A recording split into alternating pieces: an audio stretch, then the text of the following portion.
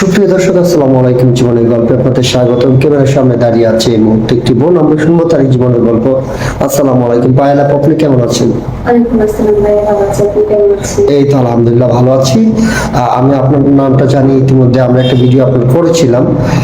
তো যাই হোক, অনেকে আপনার নাম জানেন। আপনি আপনার নামটা, আপনার আসছেন কিন্তু সেটা একটু বলবেন।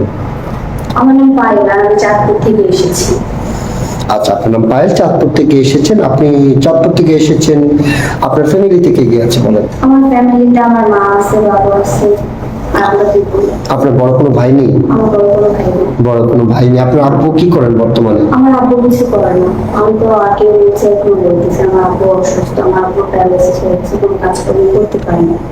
আচ্ছা আচ্ছা, ঠিক আছে, বুঝতে পেরেছি। তো আপনাদের সংসারটা কিভাবে চলছে এখন বর্তমানে?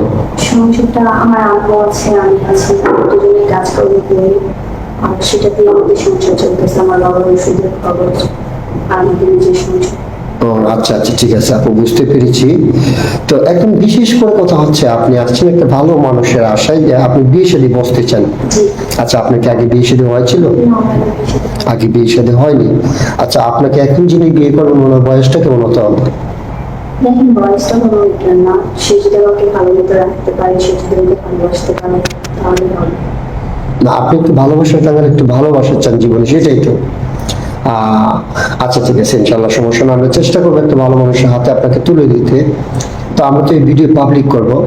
তো দেশ থেকে প্রবাস থেকে শত শত ভাই কিন্তু নক করবে আপনার দায়িত্ব নেওয়ার জন্য। অনেকে স্ত্রী নাই, বাচ্চা আছে, অথবা দ্বিতীয় বিয়ে করতেছে, অনেকে টাকা পয়সা আছে, কিন্তু তার যে স্ত্রীকে বিয়েছে তার সাথে মানে শারীরিক অথবা মানসিক যে কোনো সমস্যার কারণে কিন্তু অনেক অনেক মানুষে দ্বিতীয় বিয়ে করতে চায়।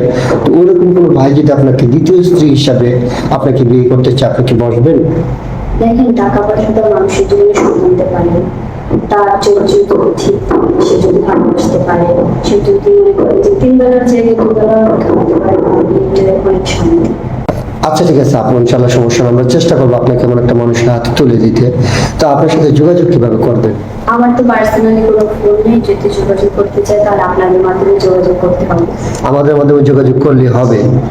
আচ্ছা ঠিক আছে। তো আপনার যেহেতু পার্সোনালি কোনো ফোন নাই, আমাদের নাম্বার দেওয়া থাকবে। তো এই মুহূর্তে দেখতে পাচ্ছেন ডিসপ্লেতে একটি নাম্বার, এটা হচ্ছে ইউটিউব চ্যানেল কর্তৃপক্ষের নাম্বার, মানে আমাদের নাম্বার। যদি কোনো ভাই এই বোনটির দায়িত্ব নিতে চান, তাহলে ওনার একটা ছবি স্ক্রিনশট মেরে পাঠিয়ে দিয়ে আপনার ভয়েস করবেন, আমরা আপনাদের সাথে যোগাযোগ করব। কেউ যত অডিও কল ভিডিও কল দিয়ে আমাদেরকে বিরক্ত করবেন না, তাহলে আমরা ব্লক করতে বাধ্য হব।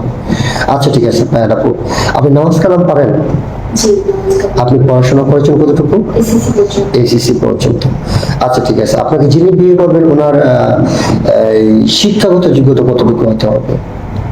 সেটা যেরকমই হোক, আমার কোনো সমস্যা নেই। আপনার কোনো সমস্যা নেই? না। পরে বলবেন না যে তুমি অশিক্ষিত, কোনো কিছু বুঝো না, তোমার কাছে বিয়ে বসছে। কেন বলবো?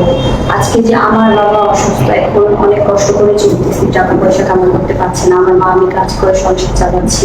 তো মানে এখন যদি তার জায়গায় আমি থাকতাম, যদি আমি পড়াশোনা না করতে পারতাম, তাহলে? জি জি, বুঝতে পেরেছি। তো যাই হোক, কারোর সাথে প্রতারণা করার কোনো ইচ্ছে আছে আপনার? না, কারোর সাথে কোনো করার ইচ্ছে নেই। কারোর সাথে যদি প্রতারণা করেন তাহলে আমরা আইনগত ব্যবস্থা নিতে বাধ্য হব। ঠিক আছে, জি।